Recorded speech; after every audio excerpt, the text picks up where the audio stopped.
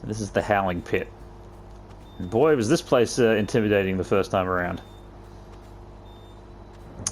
There's this feature here where you pull these levers, and you'll set off like a watch fire, and the little tooltip will come up.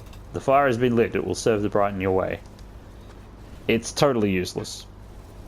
I have never found these to help in any way. They don't serve any functional purpose in the game.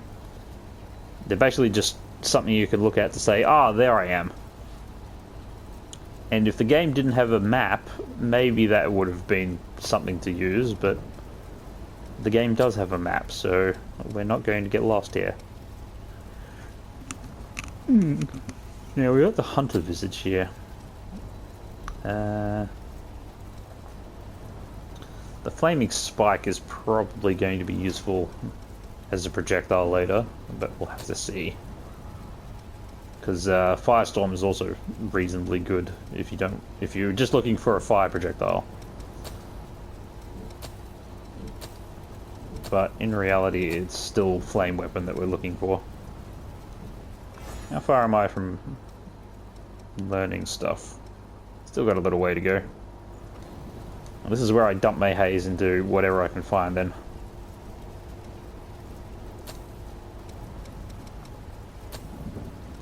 So in this... Oh, did I forget to... I forgot...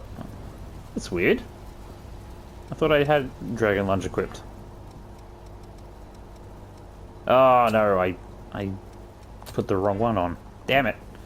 That's gonna cost me. Unless I can just buy it. Maybe this is a good time to show it off. There'll be a max out proficiency button down there. And it'll say you need, for example, 8 MJ018 items. And that much haze. So this is a cheap one. But I'm going to need more of those specific items. And so you can sort of buy your way out of trouble in some cases. Anyway, let's just buy up the Prometheus abilities that I can get to.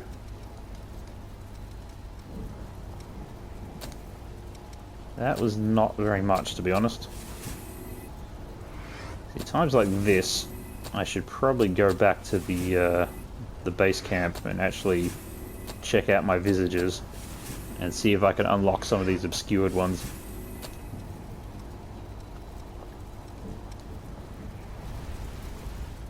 So I might do that just now. Hang on, I will not make you sit through the loading screen this time. So anyway, when you're just hanging out in the home base, there are two things to do most of the time. One is to try and not accidentally click the furniture and then go into this weird viewing mode. Because you can tell the people who made this game were really hoping you would enjoy that kind of thing. Now that we have the chance, my blood code. Ah! This is excellent. Keep helping you out even if I'm So, not. It's a symbol of trust. I don't exactly know when this triggers, but it's pretty early on. You can talk to Yakumo and get his blood code. And some of the other people in the base will do it too. Actually, everyone pretty much will. I just don't know exactly what triggers each of them. So, don't get the wrong idea. I consider this an investment. Okay, so Coco does it as well. Murasame will not give you her blood code until very late in the game. Where I think it's because you need to find some of her vestiges first before you can trigger that. I feel like you might have to do one of the depths missions before Davis will give you his blood code. Which is worth doing, but they're very, they're not very interesting, unfortunately. It seems I can restore the blood. If you find any it could. And Io won't give you her blood vestige until about midway through the game. But she can restore vestiges that you collect out in the world. And these will play out like memory sequences. Oh look, vivification is right there. That's super early. Because that's basically a stand-in for the blood code, not the blood code, the item version of it. And so once you get that, you don't need the rest of it. I was just looking to see if one of these was the fire weapon one, but I don't think so. So yeah, you do this, and it will load you into a story sequence version of it.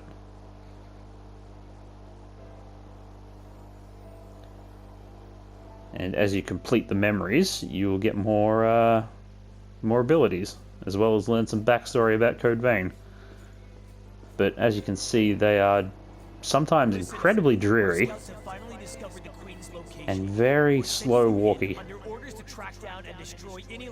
But push start, and you push skip, or not start, options, I should say, and you can skip right through the damn thing.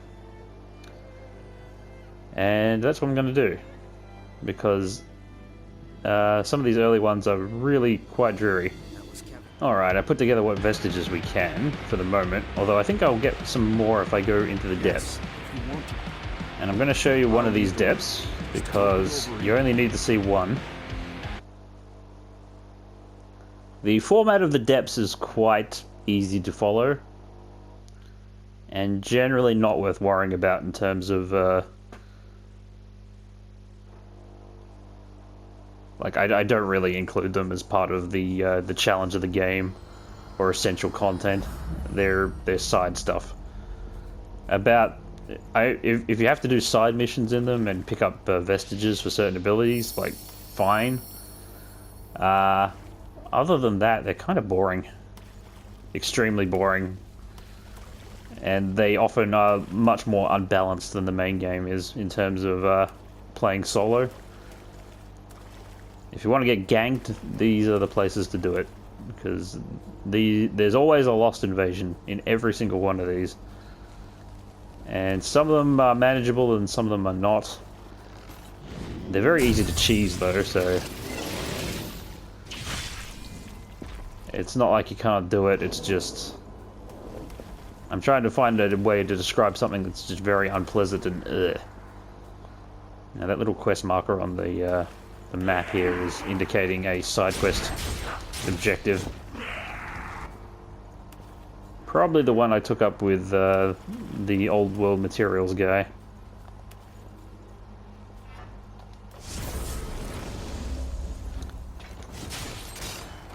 Yeah, Blow Up Madness works really well when you do something like that. Because these plunging attacks really hurt to begin with. So adding an extra blow to them is really quite effective. That frame rate, just not handling it there. Now when you find a corpse like this, that's usually a good thing. There's the Den of Darkness key. So usually in the depths you have to wander down each of the paths. Every path ends in like a mini boss fight of sorts. And you have to locate the keys, and sometimes the bosses have the keys, and sometimes the keys are just in the environment. You won't know until you just wander around and actually look for them. And the way these usually work is that the game just takes a tile set that you've been using. So in this case it's the tile set of the tutorial area. And it just takes enemies and environmental elements from that and makes a very simple dungeon. And unfortunately they're not procedurally generated, even though they kind of look like they are. They're just bargain basement cobbled together assets. They're always the same, they never change. So unfortunately there's no great value in replaying them or redoing them. But as you can see, the boss fight here is going to be against these three opponents all at once. And this is what the game considers a challenge, basically.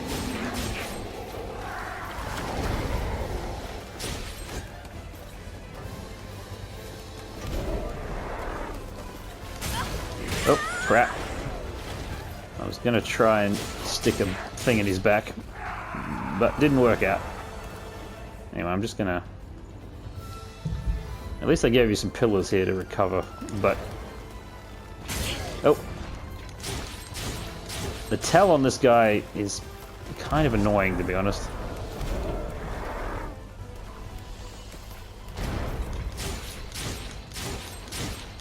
Yeah, Blow of Madness does work. Sonic Arrow is useless with this build. And kind of useless in general for doing damage anyway. Oh. I mastered Dragon Lunge before I mastered Iron Will or Royal Heart. That's strange. I guess they're considered more higher tier skilled than Dragon Lunge is. Well, I guess that saves me on upgrade materials. And yeah, basically after you beat the boss you just have to walk back to the central room and do it again to the next branch. And that's all there is. They never get any more complicated than this. They might get slightly bigger. They might have slightly more impressive enemies in them, maybe. I feel like if I walk through here I'm gonna get... Yep, there it is. And yeah, Lost Invasions in here suck. They're just terrible, and I mistimed that completely. I'm actually doing better than I thought. Anyway, now's a good time to show you how to deal with a Lost Invasion you can't handle in the depths. You just run back to the start. And they will be very reluctant to come this far, because the center room is basically sacred ground for most of them. Certain attacks will make them come out, but generally speaking, you can just hold the fort here. And there's not much they can do about it.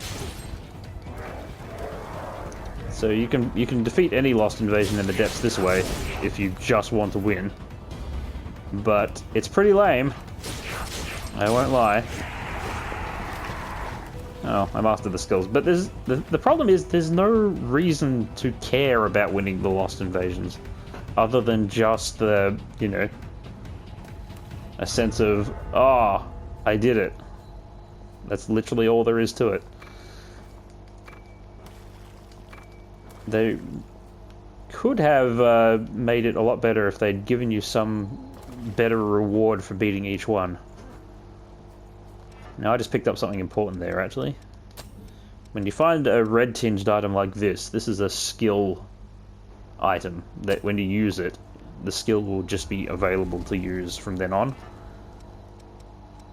Some side quests pretty much end with one of those, which is why you do them. Because now... Actually, that was a passive I just picked up. That'll give me ice damage when I'm focused now, if I want it. So it is important, but not... There are good reasons to come to the depths, but no good reason to enjoy yourself while you're here, unfortunately. The only other good thing this place is for is multiplayer grinding, if you want the trophy for the level 30 multiplayer. But good luck with that, because that will take you about 8 hours, I think, of solid grinding. I did it, but I did it in like little chunks over time, and it was still incredibly annoying. Just trying to remember. Ah, here we are. These two are very important. We're gonna need venom resistance and venom removal. And frankly, all of Coco's abilities are extremely useful, but these ones somewhat less so. Slow resistance is going to be good. Usually by the time you need slow removal, you're already in too much trouble to worry about it. Lightning weapon is extremely useful for the whole game. Very few opponents are actually resistant to lightning. I think there are some in a particular area, but those are the only ones I can think of.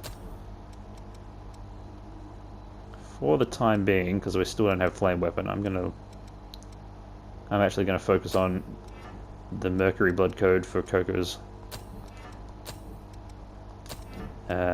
skills. So let's see, what do we got? Sprinter, reduce stamina but drained by dashing. You won't use that too much, because you would normally still want a skill which actually helps you in a fight.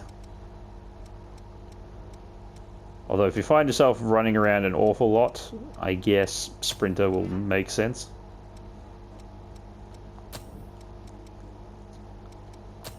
Lightning weapon.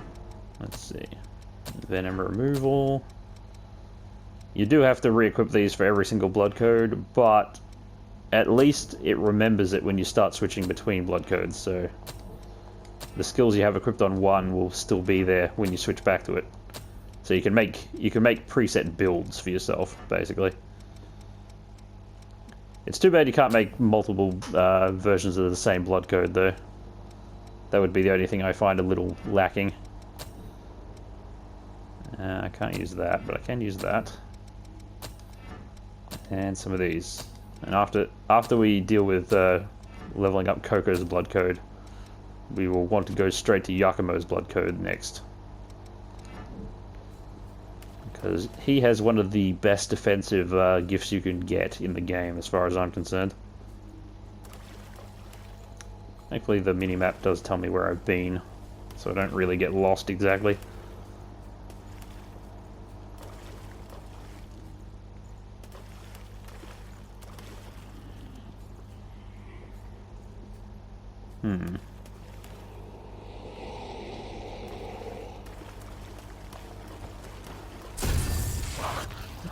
Like, I was expecting a different map, to be honest. I think... I'm wondering if I've somehow gone past the first map of the game. Because I thought the first map of the game was the other version of this map. Because there's two that use this layout. But this feels like the second one to me, not the first one. And I was expecting the first one. It's possible I've failed to pick up an easy to pick up map somewhere. But if that's the case, I can't do much about it now. I'll just have to wait till later to figure out what I did. Why on earth did the game lock me onto the one at the back? Brilliant AI there. I guess I'll just buff in front of him like a complete arse. And then I'll just smack him. Get smacked. And then get annihilated. And I believe this is a key. Den of Darkness key. So this is the type of depths map where you don't even have to fight the damn boss. The only reason to go exploring is to make sure you haven't missed any vestiges or anything else important.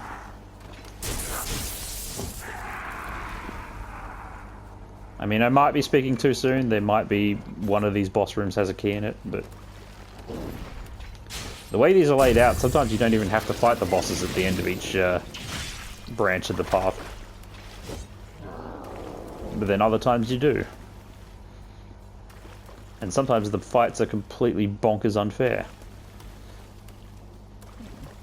These ones are fairly unremarkable so far. Okay, so take out the ones with guns first. You could end the fight very early by just killing the winghead thrall, but I'll play it safe. Because the ones that don't have health bars, you don't need to kill them. You just need to kill the one that has the health bar. Because once they're dead, the fight will end anyway. Any leftover minions will just drop dead and die. I almost forgot to get the Mistle here. Not that it's going to matter too much, but unlocking the map can help you see if you've missed a turn off somewhere. Because as much as I say these are simple, the first time I did go through all the different maps in this game, for the depths, I did miss a couple of turn-offs, and therefore I actually missed one of the Atlas remnants for ages. And that kind of sucked, because I spent a lot of the game wondering what I'd done wrong. Okay, only 2 keys. And it's just the tutorial boss again, nothing too special.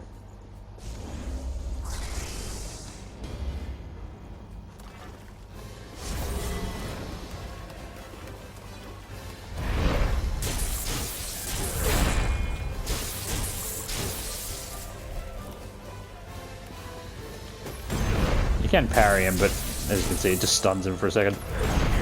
The main reason you might want to do that to a boss, though, is just to up your... because you do get a bonus to your total ichor by doing that.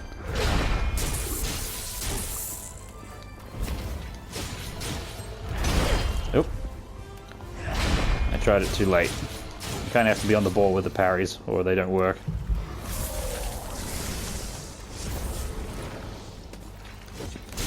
Yep, I totally flubbed that. Like I said, if you miss the strike of madness, it just goes away.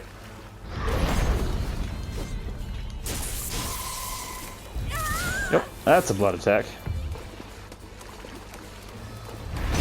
Oh, and that was just... Nah. Wow, I made a complete ass of myself there. Good job, me. Now, what that is effective at demonstrating is if you fuck up, even a relatively easy boss or enemy can give you a bad day, basically.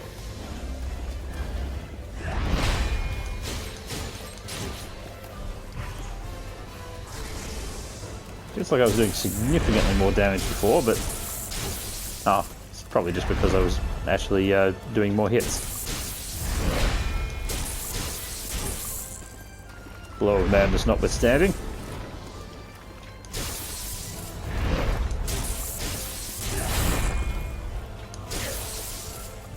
Not exactly a lot to this boss.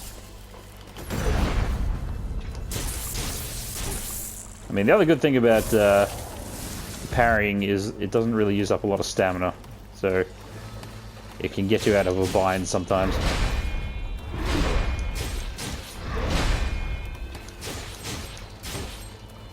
I think I'm suffering a little bit from the fact that my stamina is much lower than I'm used to. I got focus though, so...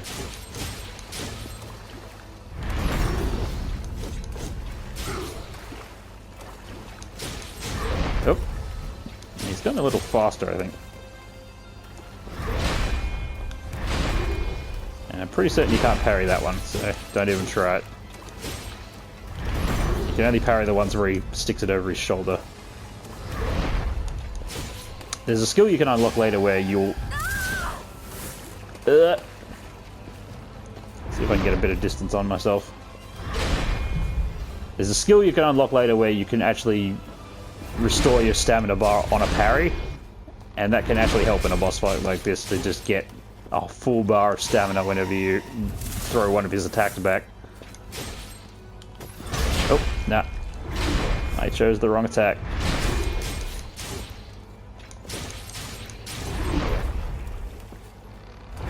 I got so used to fighting this guy with upgraded weapons, it made me careless.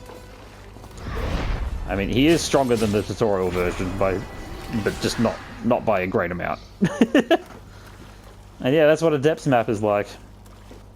Yeah, I guess. It's not worthless to come here, it's just not terribly important.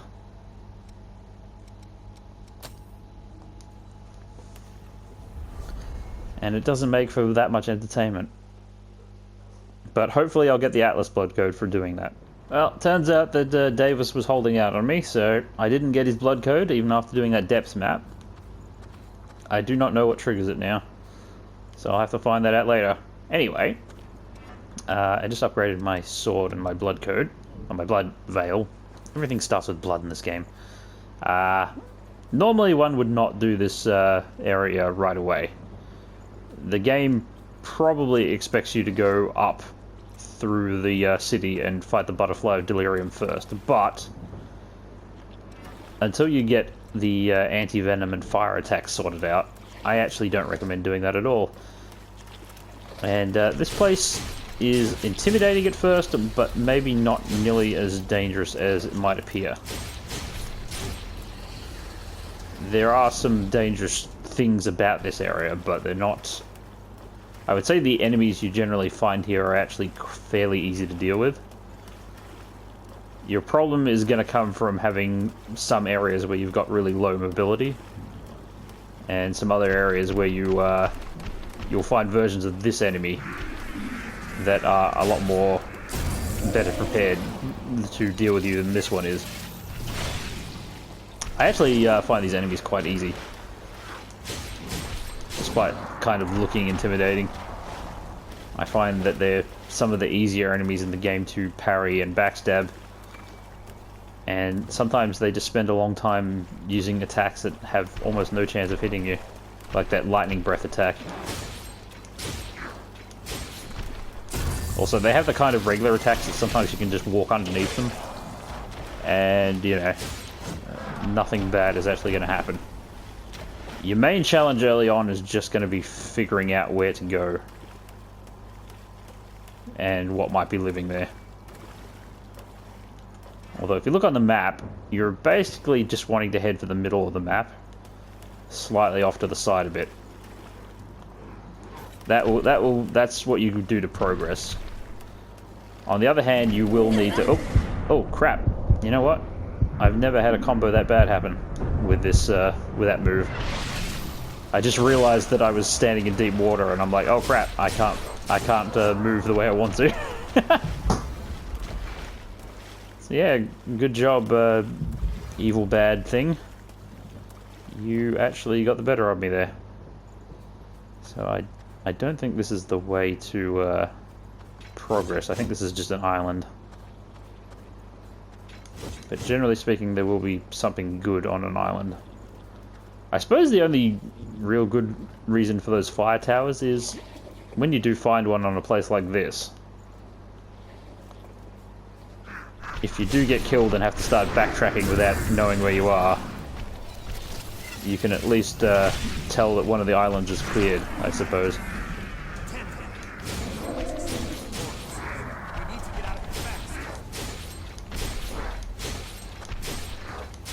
So yeah, they're not terribly good at their job, these guys.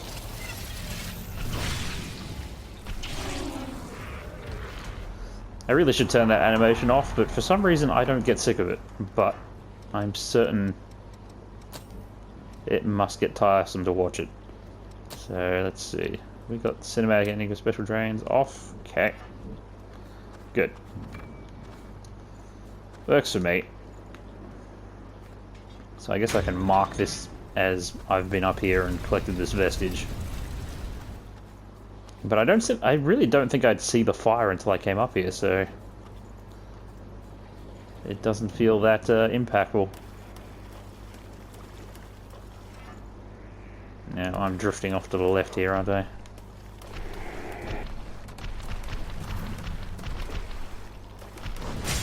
Nope.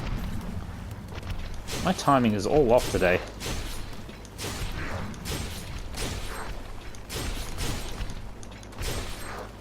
Well, if the other one turns up, I might be in some trouble. Individually, they're not that bad, but I guess if you start getting a group of them going, it will start to suck. Oh.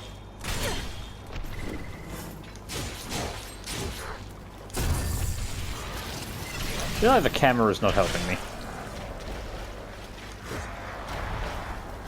I don't know why. Also, this is about the point where I start being like, do I really have to heal this much just to get to full health? Because that's a lot of healing items.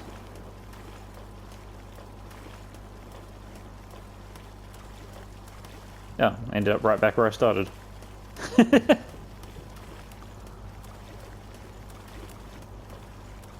feel like there's a big spot in the middle I never went down. And I guess there is too.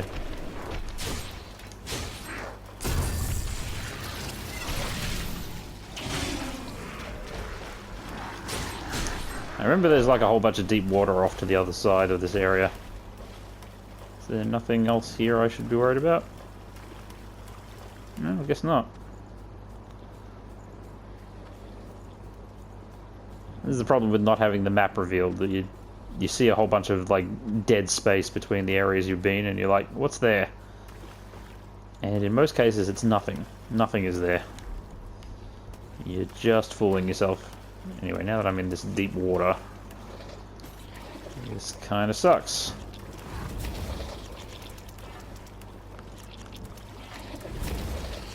You can, with some decent magic attacks, you can clear out these slimes rather easily.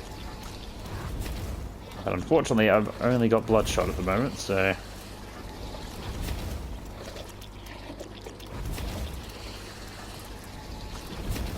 And believe me, as dull as this looks, it's better than trying to fight a whole bunch of them at once, because their stupid tongue attacks can really get through. And with enough of them, you can just be stun locked. It does happen. And then you're not going to be doing anything.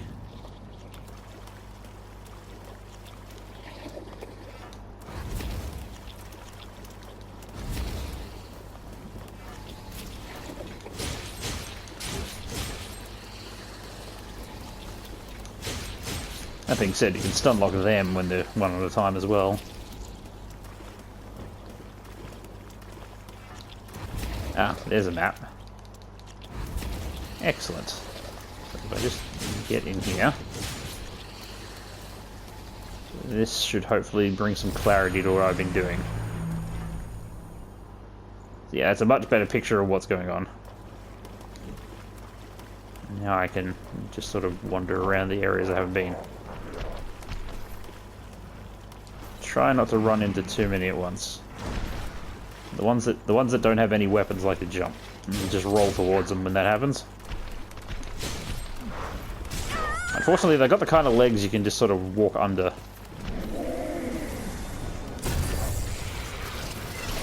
And that can be hard to deal with.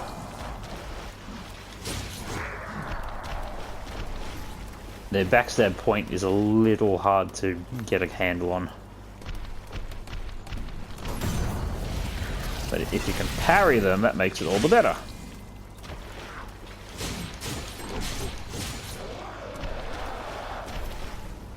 Particularly if you've got a much harder hitting weapon than I do, I think.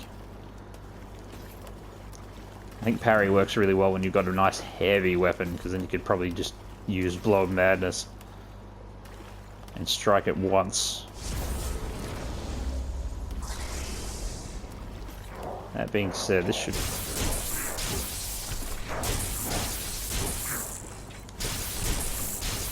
And the other problem is in this slow water, because I'm being forced to move real slowly here because of the depth of the water. That makes it much harder to get behind them, just as a normal function of combat.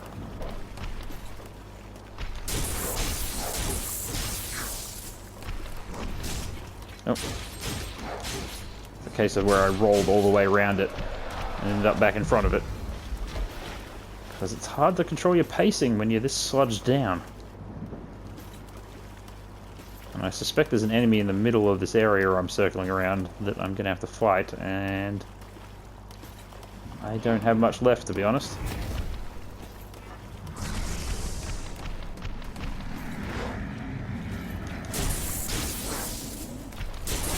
Oh, nah.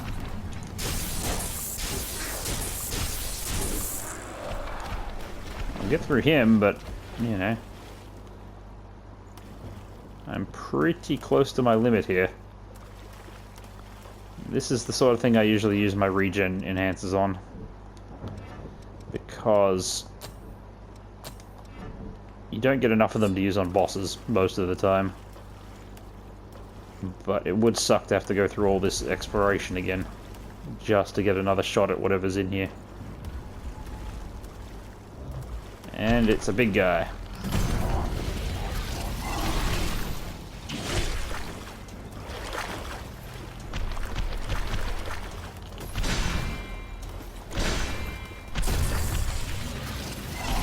It's a little hard to maneuver in here, but if you can... They are pretty easy to parry, at least, so... Because they're just a copy of the first boss. And they largely stick to his moveset, even when they have different weapons. There we go. Atlas. Nice. I think I've been calling Davis's vestige the Atlas one, but his is actually the Hermes vestige. Atlas is Yakumo. Speaking of which, what do we start with Yakumo's abilities? Not very much. The thing we really want is Foul Blood Barrier, but we'll have to see if we can unlock it.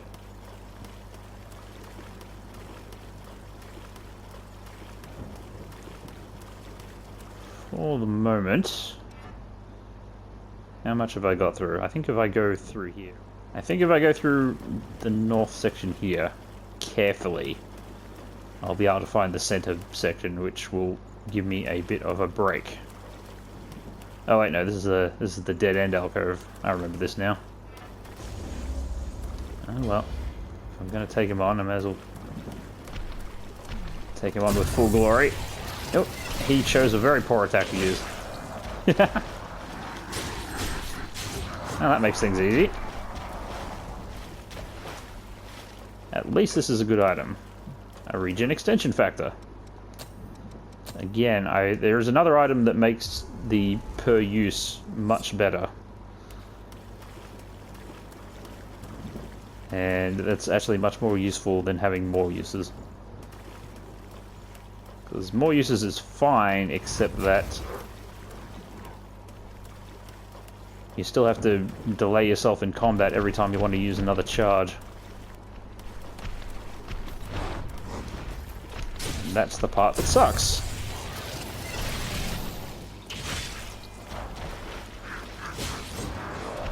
Yep, none for you. As far as I know, there's no skill that lets you shrug off the water in these sections, slowing you down, which is unfortunate. I kind of wish there was a rusted ring variation that would let you get away with that. Now, I'm just being careful, because I remember the first time I did this, I got suckered by an ambush at some point. Nope, that kind of thing doesn't help. Oh, damn. I went for the parry and I got nothing. Well, he went for the lightning, so that gave me a chance to recover. I just can't see myself rolling for a backstab in this situation. Okay, so there's some enemies wandering around. Oh crap. There's troubles. Shit. I need to get back to higher ground.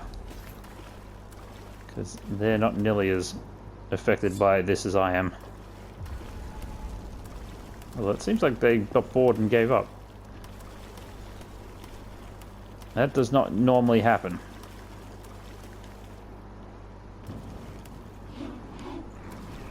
Oh.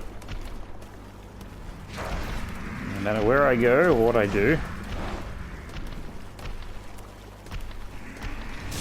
Oh, ah.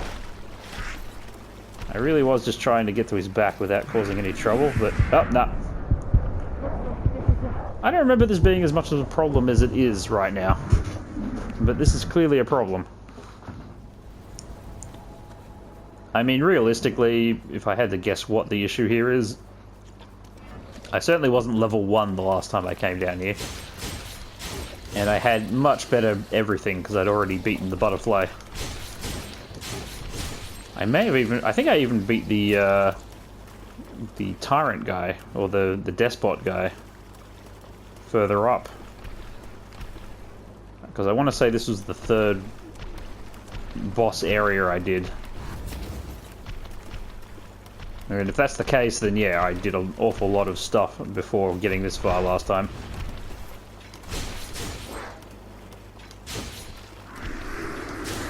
It's much easier to deal with these guys when you can strafe around them. But yeah, when I tried doing that in the water here, I got destroyed.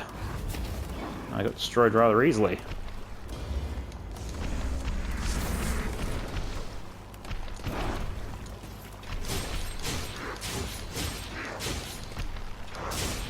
Ah! Even after all that, I still took a hit. It's it can be hard to deal with the fact that the hits are often not really directed at you specifically. Oh dear.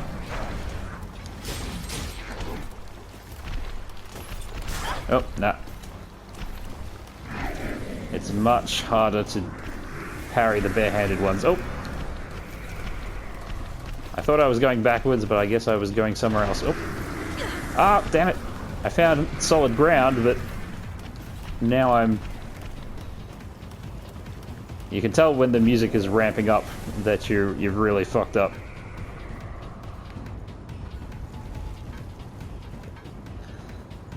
Thankfully it does... That's the reason I don't like equipping my regen factors. I've accidentally used more than I should have. Let's try this again. Yep.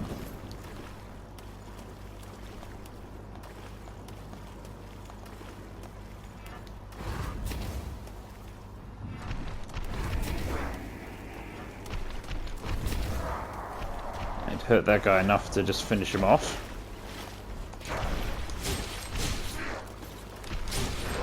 It's not impossible to parry these bare-handed ones, it's just very finicky. Attacks that come out too quickly are very hard to get the timing right for, because you have to start parrying before the animation even starts. And that's just not normal. It's not a natural thing for people to do. So anyway, I know that there's two of them here this time. But they're patrolling types, so I should be able to... Oh, damn it.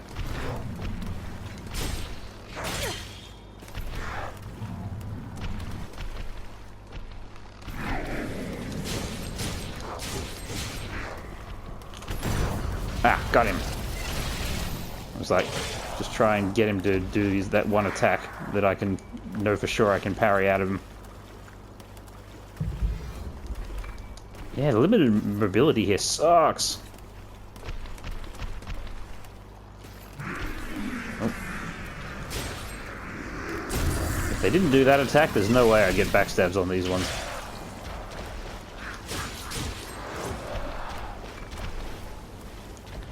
Well, that's good. I think... Is there anything else I haven't mastered on this one?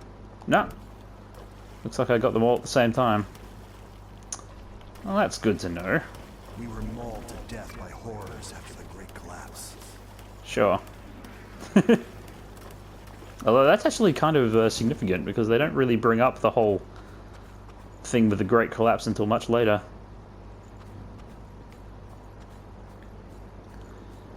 Anyway, there'll be a little scene that happens once we approach the blood spring over there. And the vestige too, I guess. You see that blue thing off in the distance? You have to get a good angle on it, I guess, because it's hard to get past all the level geometry to see it. But I hate that thing. That thing sucks. Are you kidding me, Yakumo? There's several vestiges here. Oh well, may as well turn the fire on, I guess.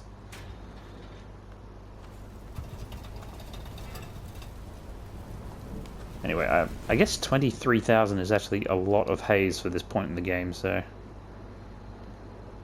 Let's just invest some of it in something I don't have, so... I guess I should learn the rest of Coco's moves? Maybe? Maybe not. Oh wait, Foul Blood Barrier is available from the start. That is a bit tempting. Also, Flashing Fang, which is similar to Blow of Chaos, I think, except I think it's more effective, but the requirement to use it is higher. Because having A in strength is not something you just get normally. You have to have a specific blood code, or a lot of adjustments to a lower one.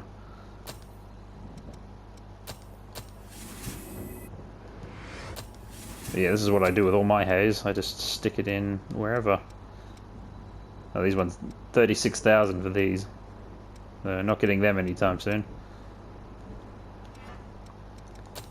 Anyway, if I'm not leveling up anything with Coco right now, then I should level up something else.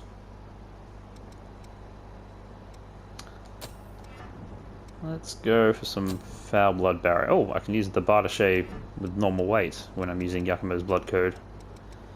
Excellent. Now I just have to spend time rejiggering these things again. Still, Foul Blood Barrier is great. Like, really great. Hang on, sorry. Got a bit confused there. This is the point where you start wondering which thing you're supposed to be using.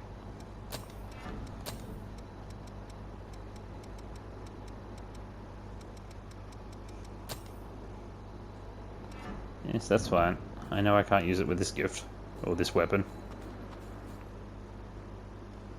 Now, what I want to do is I want to go for the half of the map that isn't currently used.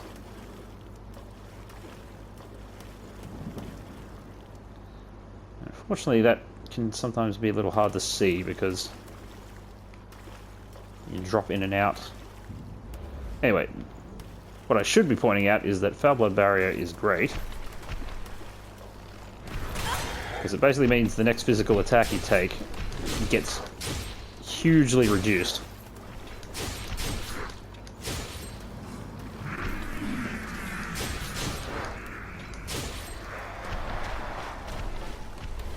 And it doesn't wear off until you actually get attacked. So you can just keep it up all the time, basically. And later on, where you're basically not trying to get hit much at all, it basically just means that every time you get a bad, unlucky hit, it doesn't devastate your health bar. See? Like, he got me there, but the damage was so moderate that I don't even feel I need the heal yet. Compared to the other times.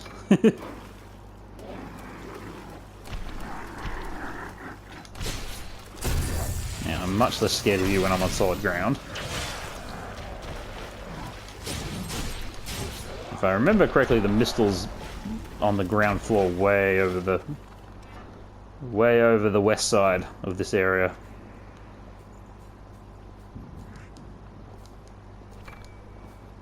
Yeah, what do we got here? I think it's just the one guy.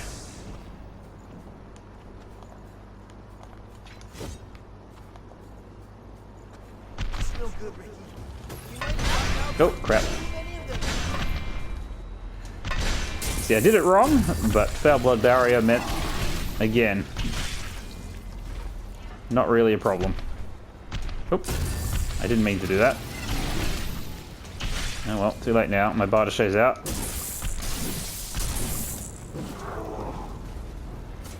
I like the Bartochet for crowd control more than anything. But I gotta say, it doesn't come up very often. You get comfortable with one weapon, you just sort of tend to stick with it.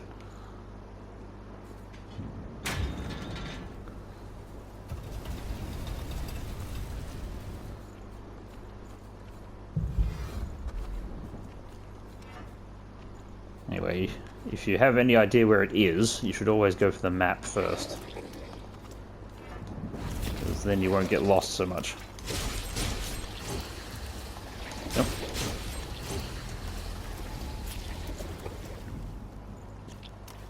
You can sometimes tell how many enemies have your attention, or how many enemies are paying attention to you by what music starts playing.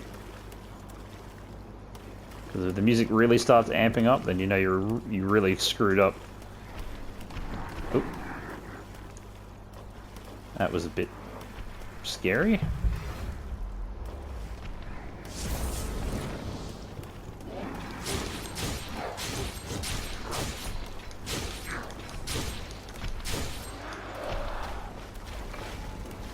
Yeah, just bury yourself under their legs and start slashing away, and often that is all you need to do.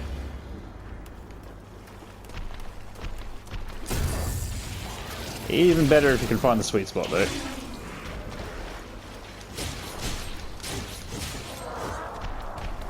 Very good.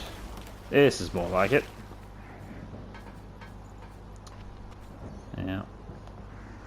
This kind of looks like a trap, doesn't it? I don't really think it is, though. If he pulls back for a wide swing, I would enjoy that. But it looks like he's just going to keep doing his... Oh. I gave up on it, and so I went for his legs, and that's when he did it.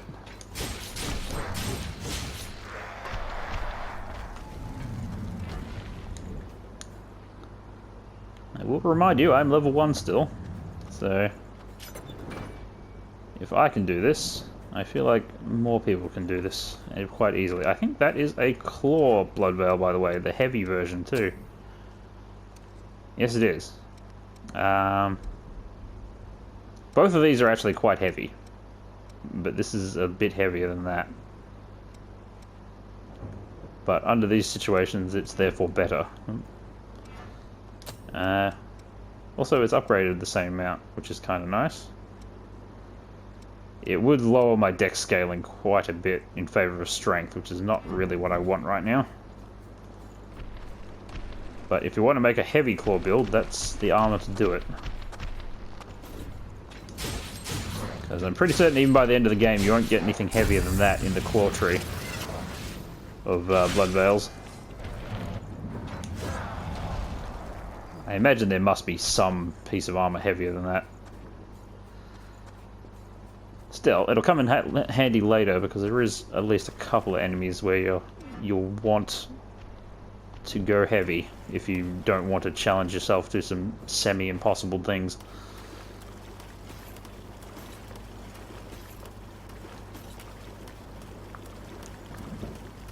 After playing like Bloodborne and then Sekiro and Neo and all those sort of things, maybe not so much Neo, but you get used to the idea that tank builds are not really a thing you do.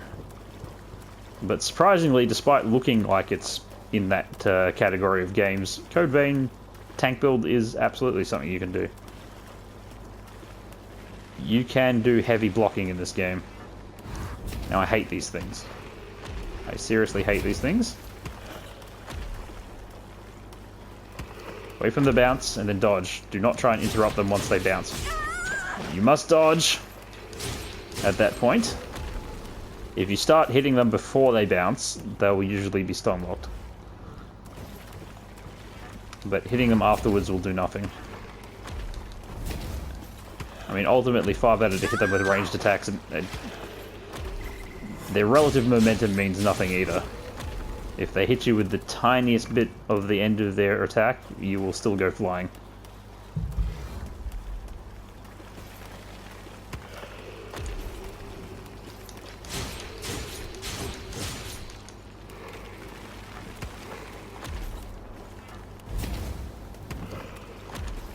Smashing them with ranged attacks is actually quite viable. And not at all unuseful. Yeah, I feel like I better get rid of the last one just in case. Ah! Every now and then I think I can just stand, because their attack has a fixed range. So if you can do that, you can just hit them out of it. Just wait for them to land in front of you and use that as your opening.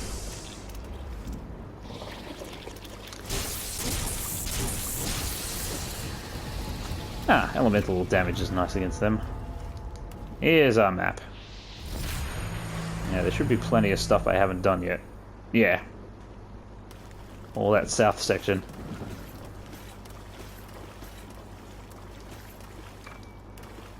Still, we're racking up quite a bit of haze here. I've only suffered one unfortunate setback so far. And I think I've still got just enough that I'm willing to take on whoever's in here. Because I know there'll be someone in here. Yep, there he is.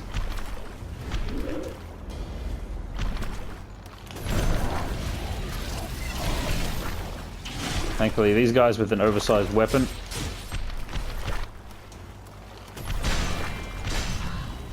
I wish I could tell that one apart from a regular attack more quickly. Because that would save my life in a lot more situations than I'd care to elaborate on. Oh, crap. A belly slam. Don't see that one very often. Whew, that was close. I wasn't sure if I'd get through his health bar fast enough. But looks like I'm okay, so... I'm not gonna die now. Ah, good. We've got enough of the assassin vestige to use it. Although I don't actually remember what kind of things we have. Actually, concentration and overdrive are pretty good. And shadow assault if you like using that ability. Oh, there is an enemy here. Concentration and overdrive are basically what you use when you don't. If you're really confident you can go for large amounts of time in a fight without getting hit. They're basically stamina and attack buffs that don't wear off very easily. And I am fucking this one up because I'm trying to talk about abilities when I should be talking about fighting. And therefore concentrating on it. But I don't think there's much left to be done here. I think I've covered the bottom half of this map pretty good. It looks like there's some section just down here near the start that I may not have done properly. Oh, right. No. I kind of hate how the map at the top rotates when the big map doesn't. Kind of wish I could turn it off, that feature. Oh.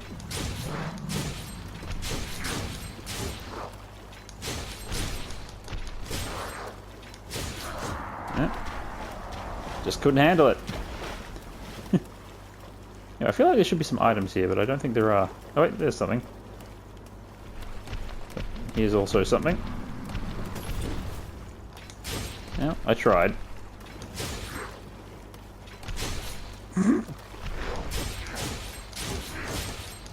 This is so weird. Times like that make them seem so harmless. Oh. Not the best way to wake up.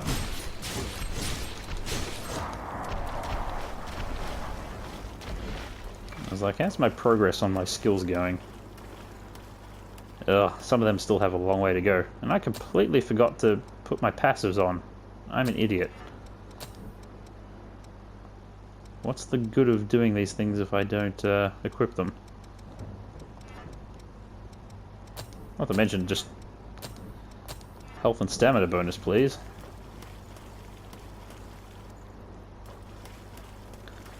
You get careless after a while of playing this.